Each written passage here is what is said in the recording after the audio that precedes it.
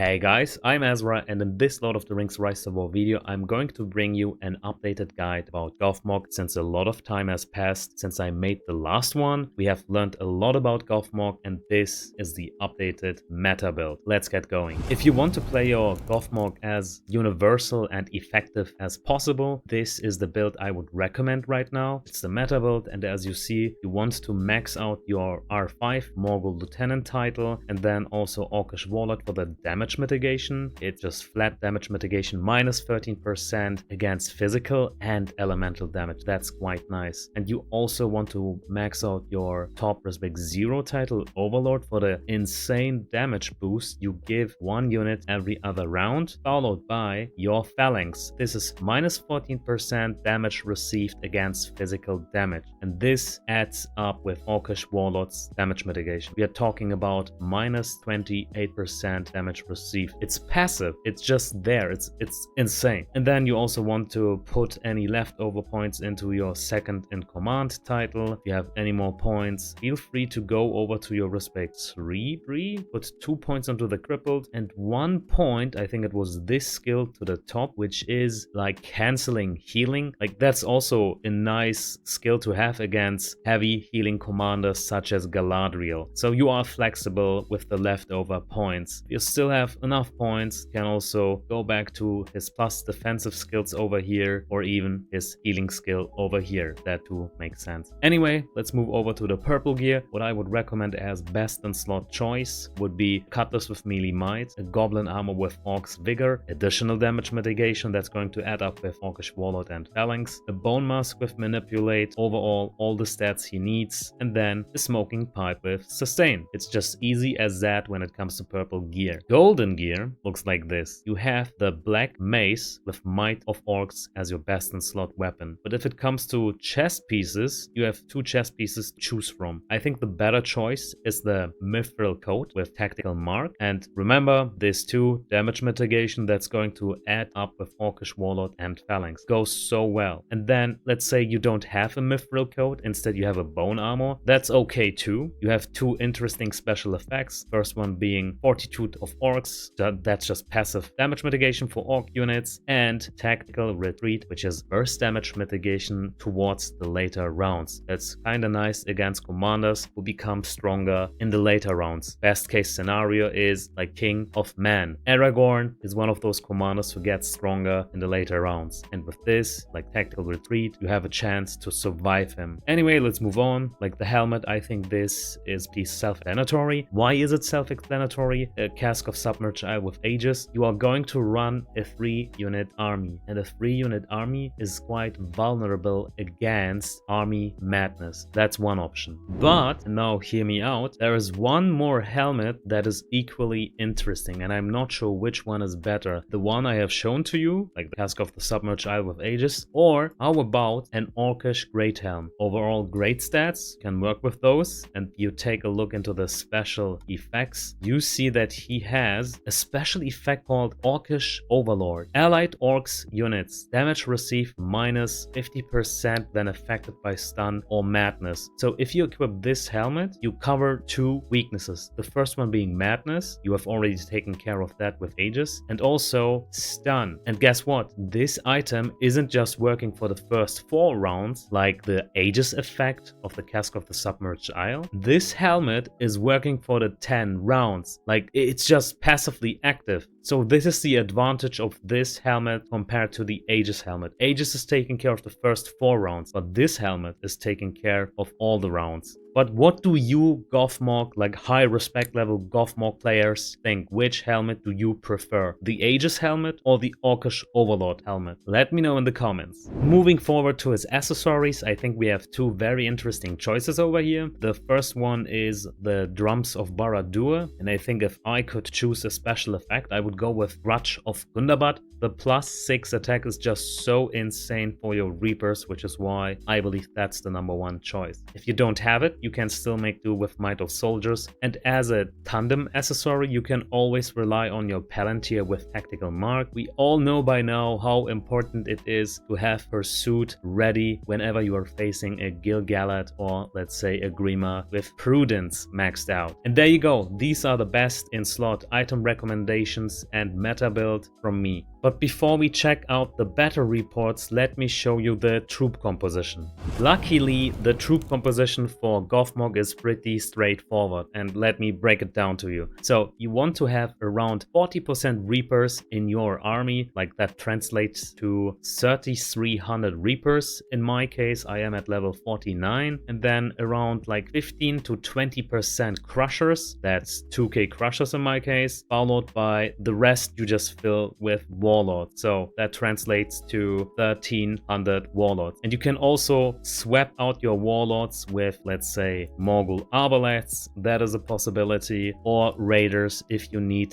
to counter mounted units. And there you go, with these little steps, your Gothmog is ready to go. And now it is time to check out the battle reports and see how Gothmog is doing with my gear. My first fight is against a Dwalin. I haven't had a season where Dwalin wasn't played, he is highly competitive. Let's check out Gothmog's gear. Cutlass, Melee Might, Scale Mail, Melee Vigor, Cask of Pride, Fortitude of Soldiers, and it's a Palantir of Orphank with Tactical Mark. You see the same troop composition I recommended and the meta build. So, what does this Dwalin bring to the table? He has a Battle Axe with Flay, Hauberk with Fire Protection, Full Helm, Melee Vigor, and Hiflane, Bane of Orcs. So he is kinda prepared against Orc armies. That's cool. And his build also makes sense. It is definitely a Dwalin with higher respect levels, but unfortunately this army composition of the enemy with 3 melee units isn't really a good fit against our Warlords. Like, our Warlords are losing the fight since they can't get any value out of their Sharp Special Effect, which is why we aren't really doing as good than compared to a hybrid army mix like melee with ranged units. In the snapshot page we have done almost 300k damage versus 230k damage, and in the detailed view our Reapers have done 170k damage. That is insane. Warlords almost 100k damage. The number would have been higher if the enemy had a hybrid composition. Anyway, let's move forward. Here we are up against again of the Grey player, and once more we aren't really lucky because it's a full ranged army comp. Yet again, Warlords cannot benefit from Shove. That is a pity, because that is the point whenever you play Gundabad. You want to counter hybrid comps. My gear has changed just a bit. I have a Mithril coat with tactical maneuvers. That is nice. And let's see. Gan of the Grey has a Milkwood Bow with ranged might, Hunterskin with guard, Peppersuit with hysteria, Wizard's Fireworks with ranged might. And just as I explained, guys, it's just a full ranged army comp that is giving us a hard time. Warlords cannot really shine in this fight. In addition, he has Wizard maxed out. That is decreasing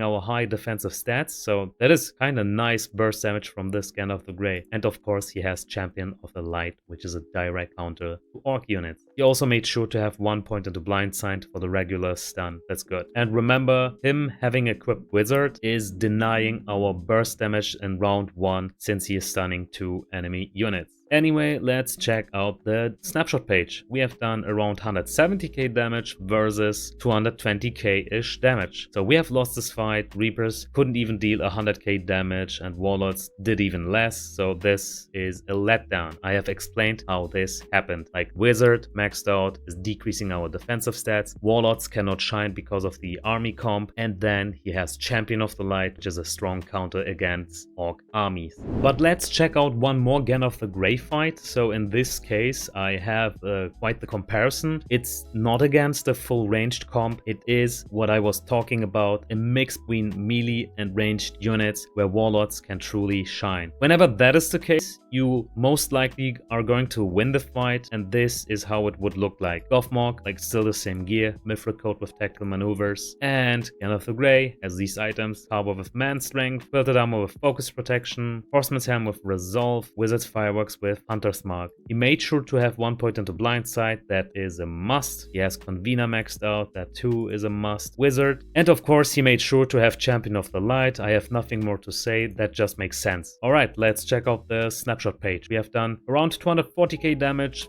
versus around 80k-ish damage. In the detailed view, our Reapers did only like 70k damage, and as you see, this time the Warlord's damage is outshining the Reaper's damage because of the troop composition. In this fight, we are up against a very strong Gandalf the White player. Let's jump right into it. Gothmog, I'm back with Scalemator and Melee Vigor. This is an older report where I didn't have the Mithril Code. And yeah, same troop composition. Let's see what Gandalf the White has to offer. Cutlass with Melee Might, Mithril Code, Tactical Maneuvers, Grey Wizard Hat, Fortitude of Cavalry, and Meara's Reigns Fearless Cavalry. So this Gandalf the White player looks very strong. He made sure to have that 1 point into blind sight, that is important. He also has some magical barrier to have a bulky army, that makes sense. Wizard for the first round stun. Once more, our burst damage is denied on round 1 because of that. White Council with Champion of the Light. This is like whenever I see Champion of the Light, I know my army is going to suffer. And of course, his Respect 5 title, White Rider, is strong debuff that is stacking up with horsemanship. He is playing Gandalf the White in his mounted unit spec. And this is how he destroys us. Once more, Warlords couldn't really benefit from their special effect. And whenever that is the case, you'll most likely lose the fight like this. In the snapshot page, we have done around 190k damage versus 220k-ish damage. In the detailed view, Reapers almost 100k damage, Warlords almost 80k damage. Let's see how Gothmog is doing against high commander damage. We are talking about Dine. My gear looks like this. Mithril Code again, Tactical Maneuvers, and Dine has these cannons over here. Hammer of Moria, lethal weapon.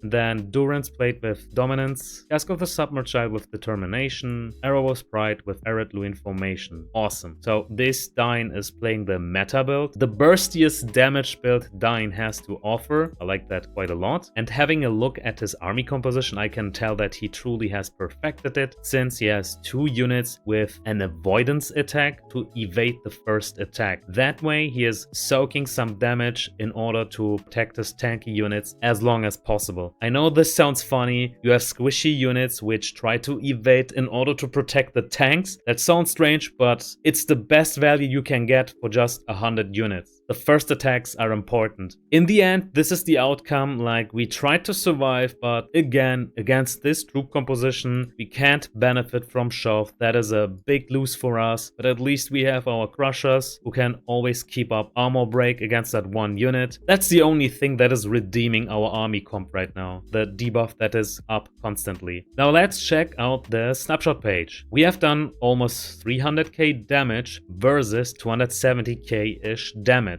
So it's not really a lose, but still, like, we took a big hit. It could have looked better if we had, let's say, Arbalests instead of Warlords. In the detailed view, Reapers have done around 115k damage, followed by our Warlords with 110k damage. Let's round this video up by checking out our last battle report. It is against Gil-galad. It is a quite strong player. You will see why in a moment. So my Gothmog has once more returned to Scalemator with Melee Vigor. This is an older report. I didn't own the Mithril Code with Tactical Maneuvers at this point, so this is why I have this item here. And then Gil-galad. Oh boy, that's a strong Gil. Look at this. Elven White Knife with Might of Elves. High Elf Hauberk with Resistance Protection, and Hunter's Guide with Aegis. Silver Harp of Rivendell with Might of Elves. So this Gil-galad is truly one of the best. We are talking about best in slot golden items, maxed refined. So, look at this skill distribution. That too makes sense. He made sure to have that 1 point into Icicle to get the regular stun against 2 units. That makes sense. Like, I have nothing to complain about this. He has some points into Champion of the Light. Overall, a good balanced skill. The only thing that is enabling us to win this fight against him is me having equipped the Palantir of Orphan with Tactical Mark. And also, our Warlords can get some true value out of shove. These 2 reasons are why we are winning this fight. Or else, I don't believe that we can withstand this power from this Gil-galad. Let's check out the snapshot page. We have done around 270k-ish damage versus 140k-ish damage. And in the detailed view, Reapers have done 90k damage. Since Gil has melee and ranged units, our Warlords outshine the damage of our Reapers because of shove. It's almost 550k damage. And there you go, guys. This is the new update for Gothmog's meta build. If you enjoyed this one, you know by now how to support me. Like, clicking that like button is doing a lot of work. It's supporting Azra for free, just as well as sharing the video. It goes a long way. Everything is for free, guys. Click that share button, and also feel free to follow me on my Discord. Just go to my YouTube banner to the top right corner, click on that Discord symbol, and then you will be forwarded to my Discord channel. That too is for free. Having said that, thanks for being here, guys, and just like always, I see you guys next time.